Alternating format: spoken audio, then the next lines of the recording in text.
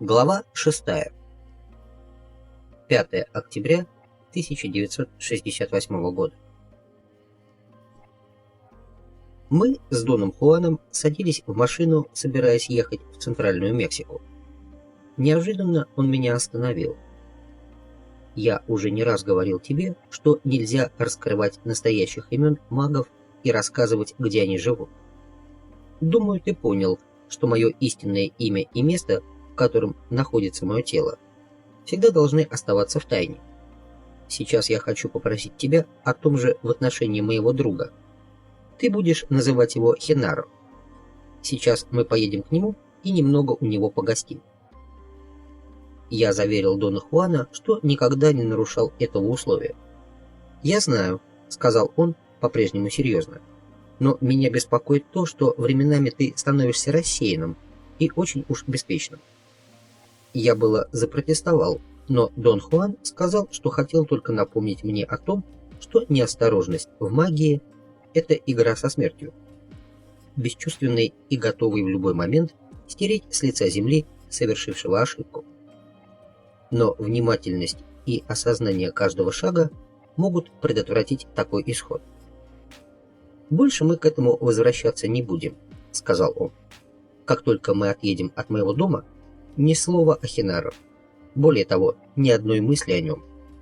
А сейчас приведи, пожалуйста, свои мысли в порядок. Когда ты с ним встретишься, тебе нужно будет отбросить все сомнения и стать чистым».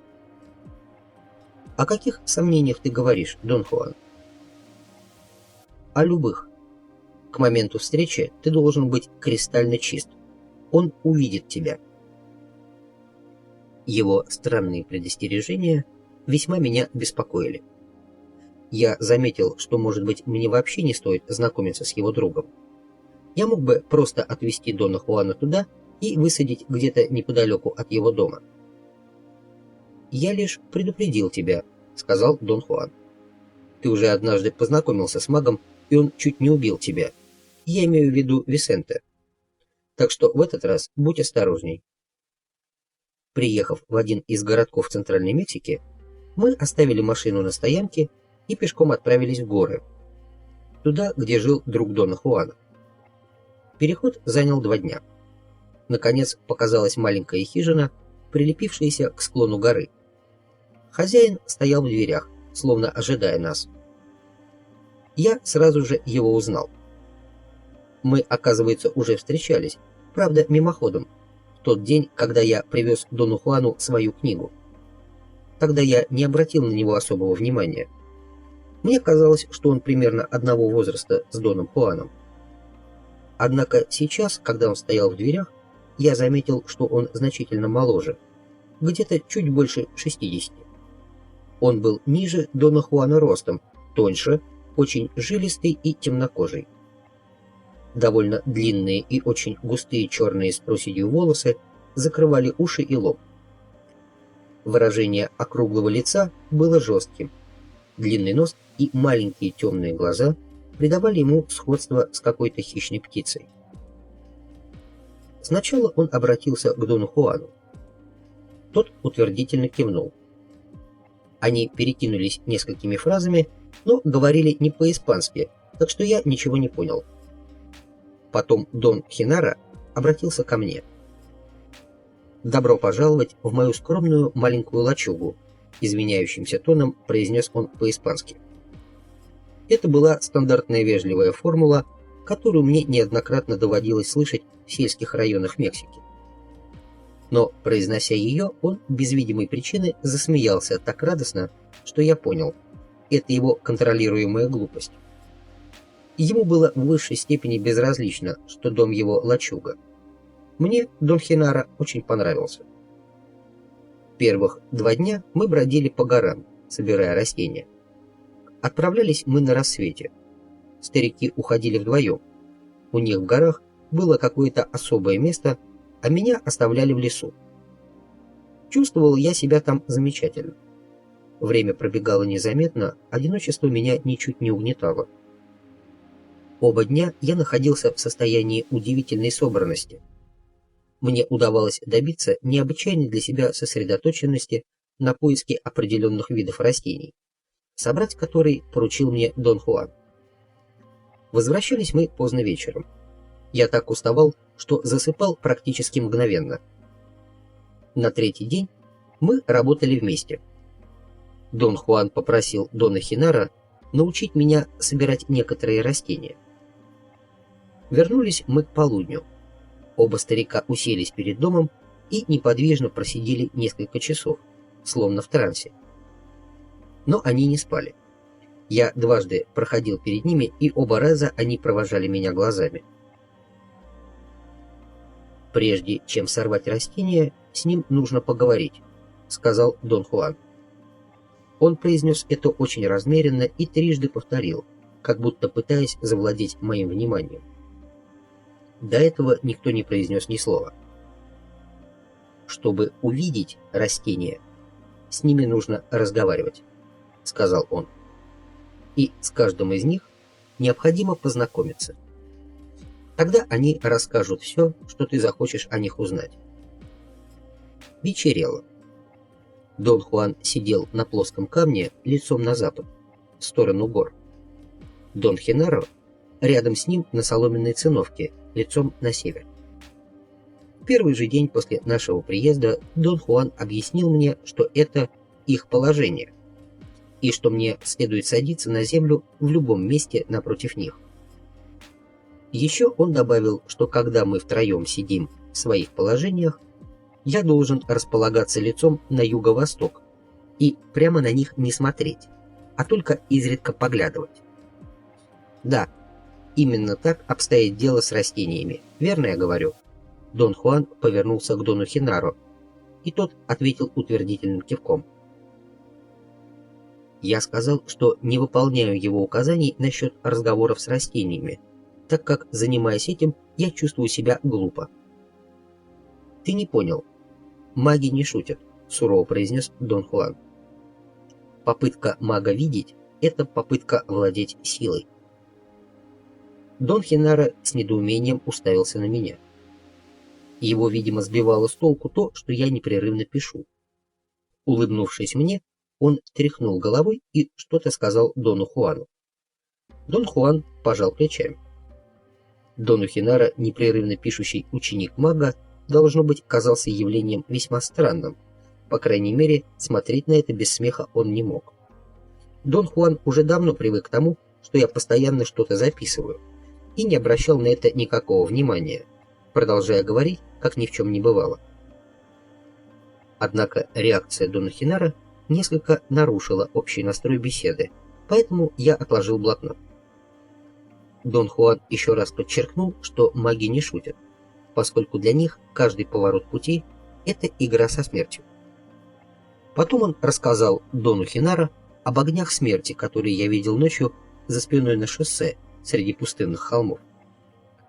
В этой истории, видимо, было что-то очень смешное. Дон Хинаро от хохота буквально катался по земле.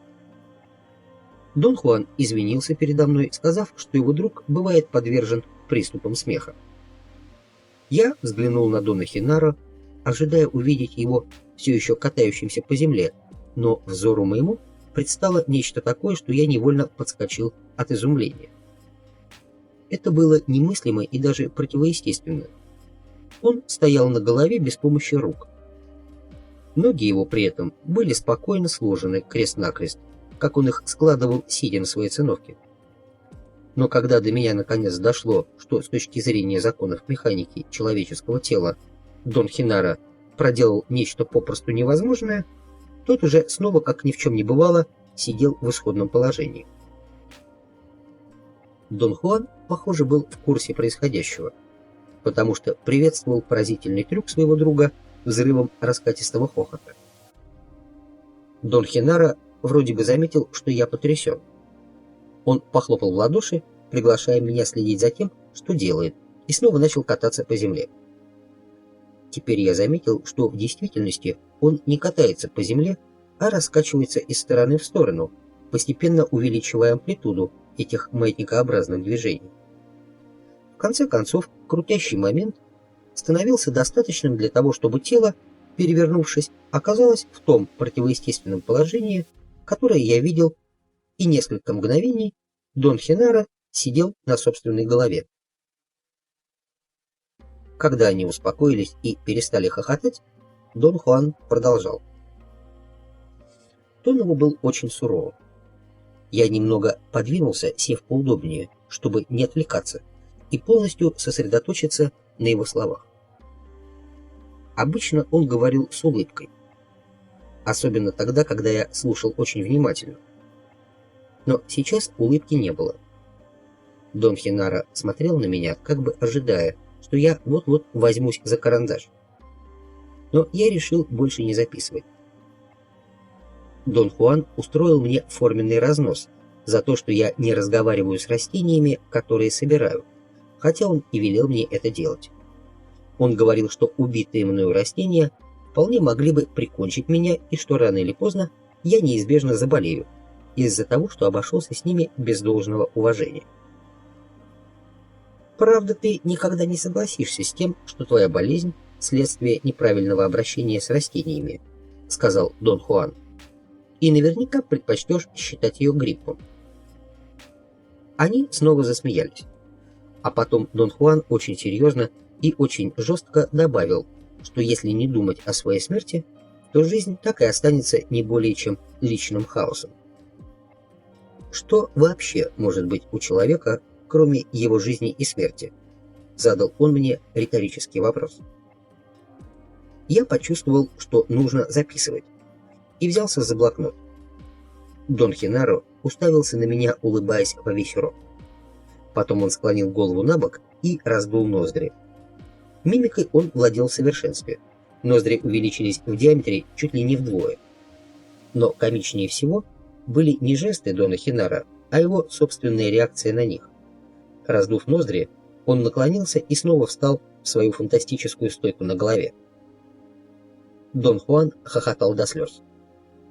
Я почувствовал раздражение и нервно засмеялся. «Хенаро не любит, когда пишет», — объяснил мне Дон Хуан. Я отложил блокнот, но Дон Хенаро заверил меня, что все нормально, и он нисколько не возражает. Я снова взял блокнот и начал писать.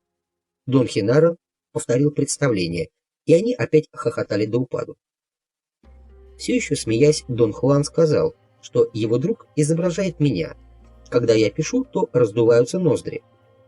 А по мнению Дона Хенаро, пытаться стать магом, записывая поучения, такое же трудное и нелепое занятие, как сидеть на голове. «Как это не смешно, но вы с Хенаро очень похожи», — сказал Дон Хуан. «Кроме него никто не умеет так сидеть на голове. А ты единственный, кто думает, что можно стать магом, записывая в блокнот поучения». Они снова засмеялись, и Дон Хенаро опять повторил свой невероятный трюк. Этот человек мне определенно нравился. В его движениях были непревзойденная грация и точность. «Прошу прощения, Дон Хенаро», — сказал я, указывая на блокнот. «Все окей», — усмехнулся он. Больше записывать я не решался. Они долго говорили о способности растений убивать и об использовании магами этого свойства. Все время оба пристально смотрели на меня, как бы ожидая, что я начну записывать. «Карлос у нас как необъезженная лошадка. С ним нужно обращаться деликатно. Видишь, Хенаро, ты испугал его, и теперь он не может писать». Дон Хенаро раздул ноздри, вытянул губы и сказал: «Ну что ты, Карлос, пиши, пиши, дорогой, пока пальцы не отвалятся». Дон Хуан встал и потянулся всем телом, подняв руки и выгнув спину. Несмотря на возраст, тело его выглядело очень сильным и гибким. Он ушел в кусты за дом, и я остался наедине с Доном Хенаро. Тот посмотрел на меня, я почувствовал смущение и отвел взгляд. «Ах, и глядеть в мою сторону не хочет», — сказал он шутовским тоном. Он снова раздул ноздри и сделал так, что они задрожали. Потом встал и, повторяя движение Дона Хуана, потянулся, выгнув спину и подняв руки. Тело его при этом невероятным образом изогнулось и приняло совершенно немыслимое положение. В этом движении странным образом сочетались грация, гармония и какая-то шутовская нелепость. Это была мастерски исполненная пародия на Дона Хуана. Как раз в этот момент Дон Хуан появился из-за дома, заметил эту сцену, явно уловил ее значение и с усмешкой сел на свое место. «Куда дует ветер?» — многозначительно спросил Дон Хенара. Дон Хуан кивнул в сторону запада. «Ага. Схожу-ка я туда, куда ветер дует», — очень серьезно произнес Дон Хенара. Повернувшись, он погрозил мне пальцем. «Не пугайся, если вдруг услышишь странные звуки. Запомни, Хенара срет, земля дрожит». Одним прыжком он скрылся в кустах, и спустя несколько мгновений я услышал странный звук. Глубокий неземной грохот. Не знаю, что и думать, я взглянул на Дона Хуана, но тот катался по траве, корчась от хохота. 17 октября 1968 года. Не помню уже по какому поводу Дон Хенаро пустился в объяснение устройства того, что он называл «другим миром». Он сказал, что по-настоящему великий маг — это орел. Вернее, что он может превращаться в орла. Черный маг — токоло, то есть сова. Он порождение ночи, поэтому ему наиболее подходят горный лев и другие дикие кошки, а также ночные птицы и в особенности сова. Брухос лирикос, лирические маги, то есть маги-дилетанты, предпочитают других животных, например, ворону. Дон Хуан засмеялся. Дон Хенара повернулся к нему и сказал: «Правда, Хуан, ты же сам знаешь». Потом он объяснил, что маг может взять своего ученика с собой в путешествие сквозь 10 слоев другого мира. Маг, если он действительно орел, начинает с самого нижнего слоя и последовательно проходит все 10 до самого верха.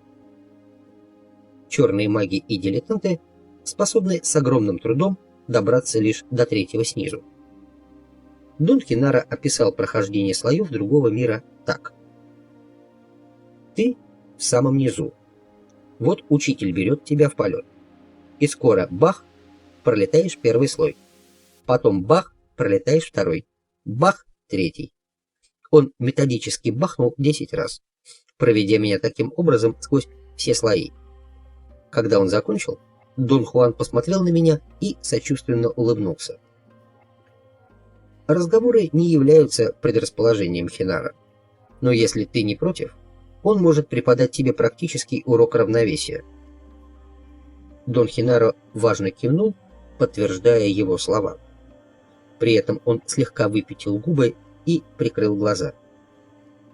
Мне его жест показался замечательным. Дон Хенаро встал, Дон Хуан тоже. «Ладно», — сказал Дон Хенаро, — «тогда поехали. Заскочим только за Нестором и Паблито.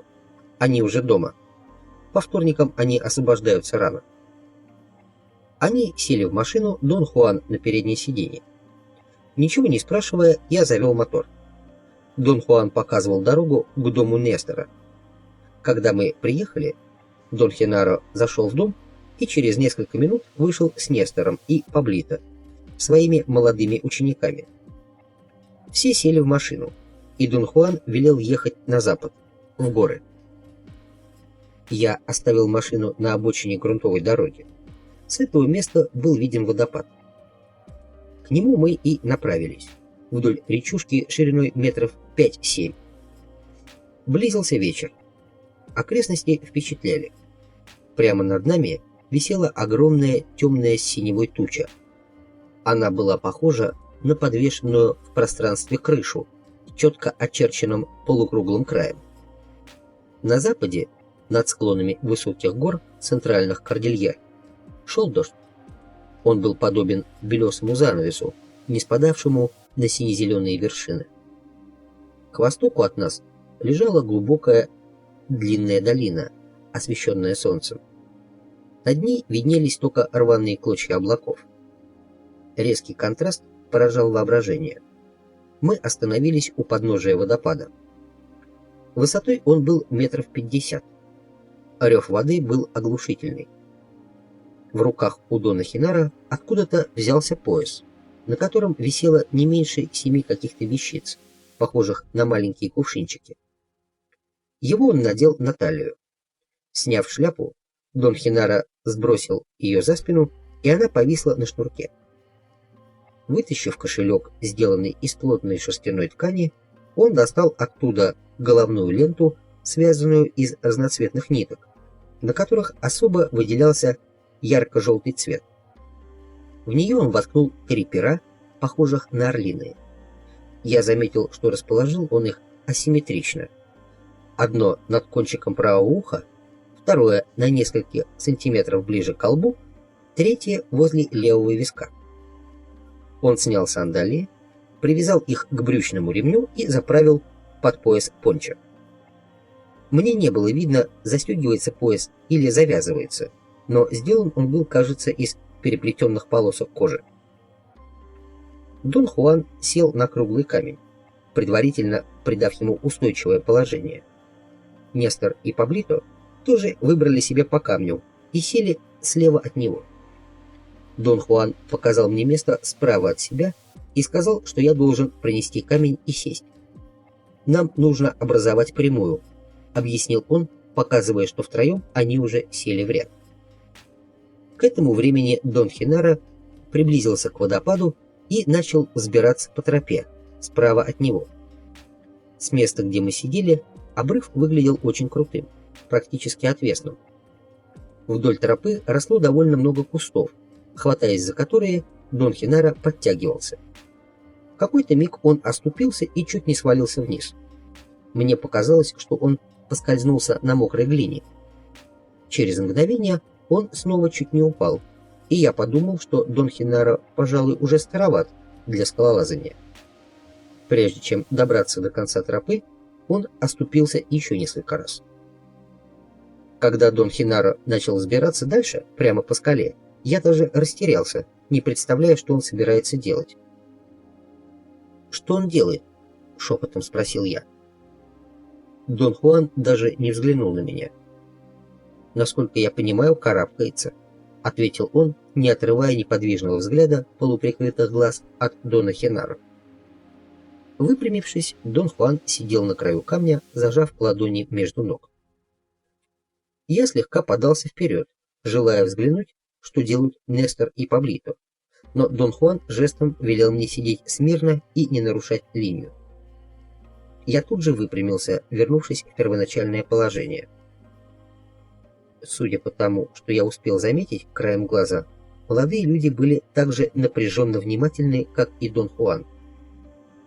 Дон Хуан указал на водопад. Я вновь стал наблюдать за Доном Хинару. Он медленно пробирался вдоль выступа, чтобы обойти огромный нависший козырек. Руки его были расставлены в стороны, словно он хотел обнять скалу. С предельной осторожностью он двигался вправо. Вдруг ноги его сорвались. Я невольно ахнул. В какой-то момент все его тело повисло в воздухе. Я был уверен, что он падает, но он не упал, уцепившись за что-то правой рукой. Быстро и четко он снова поймал ногами опору. Прежде чем двинуться дальше, он повернулся к нам. Это был мимолетный взгляд, но движение было настолько точным и отработанным, что я невольно обратил на это внимание, вспомнив, что так повторялось всякий раз, когда Дон Хинара делал ошибку.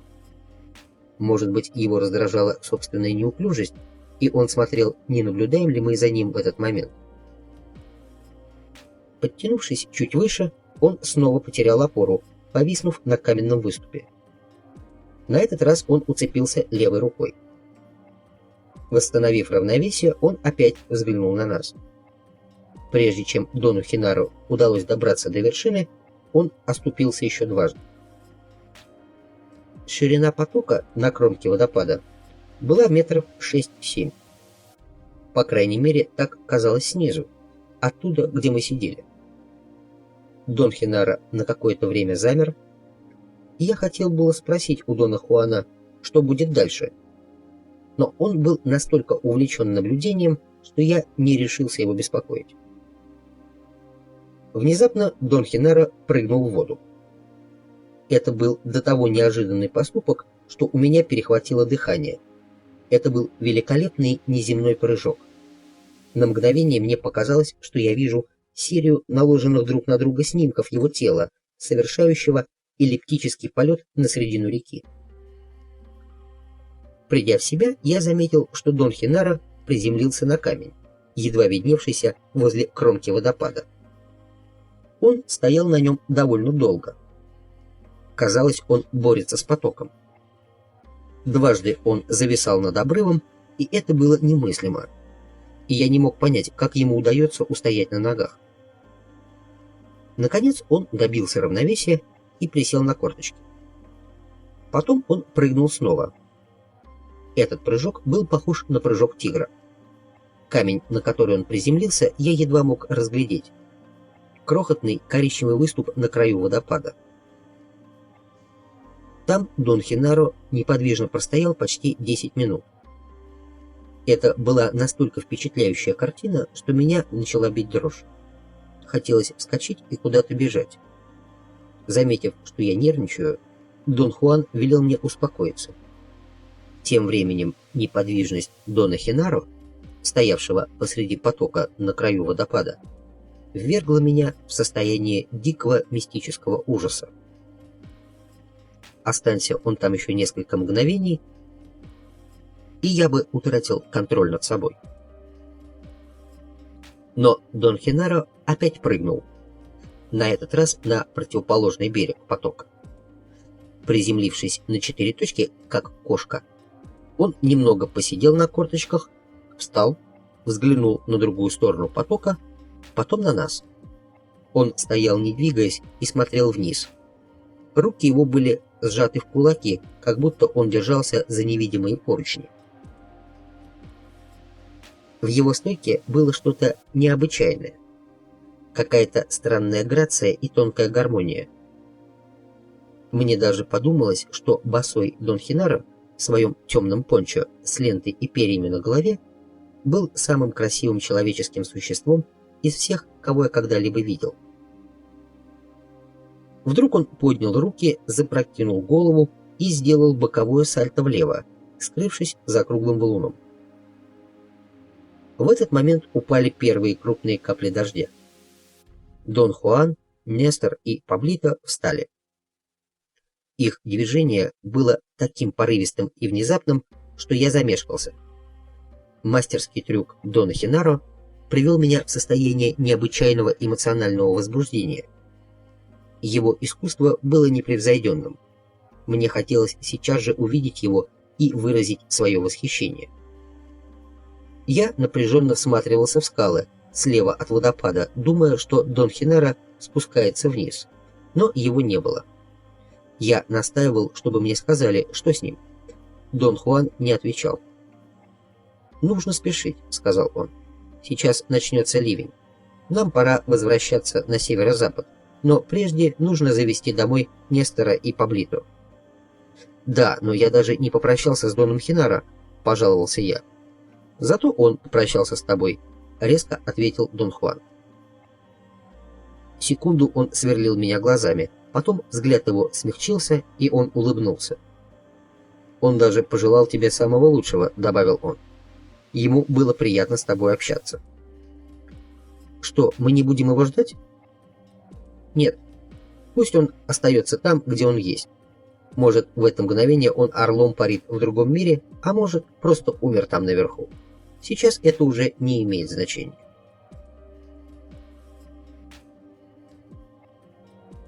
23 октября 1968 года. Как бы невзначай, Дон Хуан заметил, что скоро опять собирается в Центральную Мексику.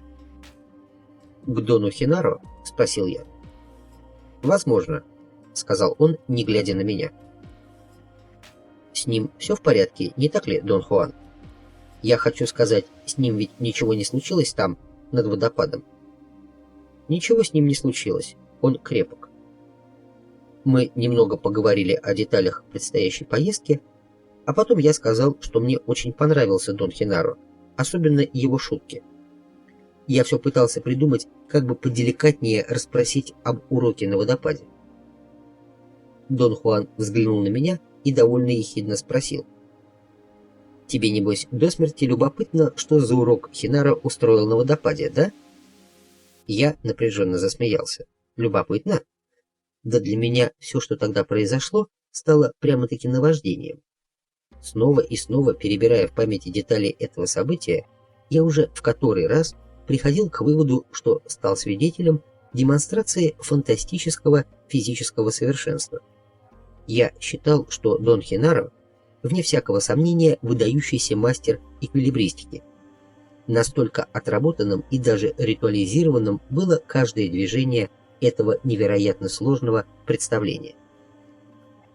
«Да», — сказал я, — «мне до смерти хочется узнать, что это был за урок». «Тогда, пожалуй, я должен тебе кое-что рассказать. Для тебя это была пустая трата времени. Урок был предназначен тем, кто видит. Паблито и Нестор кое-что уловили, некий отблеск, хотя они видят еще плохо. Но ты только смотрел. Я говорил Хинаро, что ты очень странный, набитый дурак, и что такой урок мог бы вытрясти многое из того, чем ты набит. Но у нас, похоже, ничего не вышло. Впрочем, это не имеет значения. Научиться видению очень трудно. Я не хотел, чтобы ты разговаривал с Хинаро, когда все закончилось, поэтому мы уехали так быстро. Это плохо. Но если бы мы остались, было бы еще хуже. Хинаро сильно рисковал, чтобы показать тебе настоящее чудо. Но ты не видел, и это очень плохо. Дон Хуан, а ты сам не мог бы мне рассказать, в чем заключается урок? Вдруг окажется, что я все-таки что-то видел. От смеха он согнулся пополам. «Привычка задавать вопросы — твое самое лучшее качество», — сказал он, явно закрывая тему. Он поднялся и направился в дом. Я последовал за ним, требуя, чтобы он выслушал мой рассказ о том, что я видел. Он согласился. Подробно, стараясь ничего не упустить, я рассказал ему все, что помнил. Улыбаясь, он меня внимательно выслушал, а потом покачал головой и сказал: «Научиться видеть очень трудно». Я просил его объяснить, о чем идет речь, но он безапелляционно заявил: «О видении не говорят». Было ясно, что Дон Хуан не собирался мне ничего рассказывать, и я ушел выполнять разные мелкие поручения, которые он дал мне раньше. Вернулся я уже затемно. Мы поужинали и вышли под Арамаду. Как только мы сели, Дон Хуан сам заговорил об уроке Дона Хинаро. Он не дал мне ни минуты на подготовку. Блокнот был у меня с собой, но было уже темно, а перебивать его мне не хотелось, поэтому я не пошел за керосиновой лампой. Дон Хуан сказал, что Дон Хинаро – мастер равновесия и может выполнять очень сложные и требующие огромных энергетических затрат действия.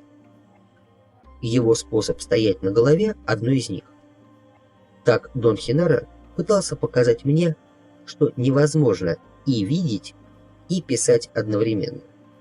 Стойка на голове без помощи рук – всего лишь шутовской трюк, который может длиться мгновение. По мнению Дона Хинаро, одновременное записывание и видение – это такой же странный, сложный и ненужный маневр, как его сидение на голове. Дон Хуан в темноте пристально посмотрел на меня и драматическим тоном сказал, что когда Дон Хинаро обрабатывал меня с помощью своих фокусов, я был на грани видения. Дон Хинаро заметил это и попытался развить достигнутый успех многократным повторением своих манипуляций, но тщетно. Я уже потерял нить. По словам Дона Хуана, я очень понравился Дону Хинаро, и тот решил еще раз попытаться сдвинуть меня на грань видения. Тщательно все взвесив и обдумав, он решил показать мне чудо равновесия в потоке на кромке водопада. Он усматривал сходство между потоком и той гранью, перед которой остановился я, и был уверен, что, пересекая водопад столь невероятным способом, он сдвинет меня и заставит пересечь эту границу. Потом Дон Хуан объяснил, как Дон Хенаро смог совершить свой немыслимый трюк. Для того, кто видит, люди выглядят как светящиеся существа, состоящие из чего-то похожего на волокна света, которые, заворачиваясь спереди назад, образуют пространственную структуру, по форме напоминающую яйцо.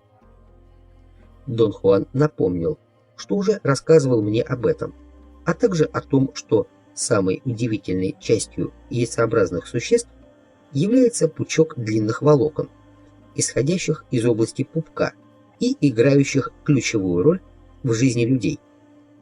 В использовании этих щупальцеобразных волокон и заключался секрет чуда равновесия Дона Хенаро. С акробатическими этюдами его действия не имели ничего общего.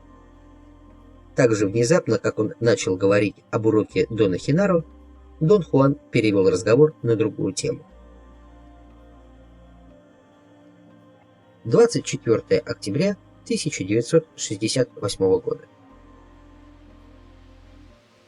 Мне удалось загнать Дона Хуана в угол. Сославшись на интуицию, я рассказал ему, что второго такого урока равновесия в моей жизни не будет, и что если он не объяснит мне все сейчас, то шанс извлечь из этого урока хоть что-то будет упущен навсегда. Дон Хуан сказал, что здесь я прав.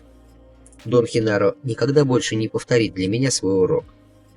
Потом он спросил: «Ну, хорошо, что тебя интересует?» «Расскажи о щупальцеобразных волокнах». Это щупальца, исходящие из середины человеческого тела. Они хорошо заметны любому магу видящему.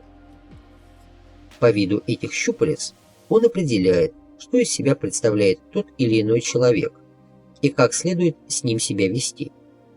У слабых людей волокна щупальца короткие, их почти не видно. У людей сильных они яркие и длинные. У Хенаро, например, они светятся так ярко, что кажется, будто это не отдельные волокна, а массивное утолщение на оболочке. По этим волокнам видно, здоров человек или болен, злой он или добрый, подлый или какой-нибудь еще. По ним можно также сказать, способен человек видеть или нет. Но с этим бывают сложности. Когда Хенаро увидел тебя, он, как в свое время Висенте, решил, что ты можешь видеть. Я тоже вижу тебя как видящего, но тем не менее знаю, что это не так. Ты пока не способен видеть. Хенаро так и не смог в этом разобраться. Я говорил ему, что ты очень странный, но он захотел сам в этом убедиться, поэтому и взял тебя к водопаду. Как ты думаешь, почему я произвожу впечатление видящего? Дон Хуан не ответил. Он молчал довольно долго. Мне не хотелось беспокоить его вопросами. В конце концов он ответил, что знает причину, но не может объяснить это словами. Все твои действия легко понять, потому что в них нет ничего необычного. Отсюда и твоя уверенность в том, что понять можно все в мире. Там, возле водопада, ты смотрел, как Хенаро пересекает поток, и был уверен, что он мастер эквилибристики, потому что ничего другого предположить ты не мог.